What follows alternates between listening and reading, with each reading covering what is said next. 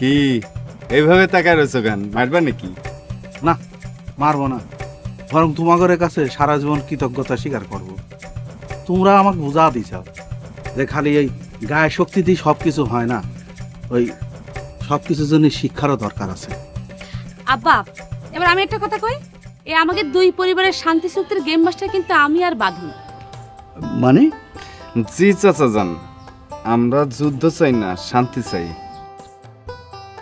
চল বাদন, আমরা এখন যাই। দাঁড়াও, তুমি চেয়ারম্যানের সম্মান বাঁচাইছো, দুই পরিবারের মধ্যে শান্তি স্থাপন করছো, তার লেগা পুরস্কার নিবা না? না চাচা। পাগল হয়েছিস তুই? ঘাটে এসে নৌকা ডুবা দিছ কি জন্য রফিক? আপনার সালমানের জীবন দিয়ে ভালোবাসেন। তারপরেও যে ভাই ভাবি আমারে কোলে পিঠে করে মানুষ করছে, সেই ভাই ভাবির সাথে আমি বেমানি করে পারবো না।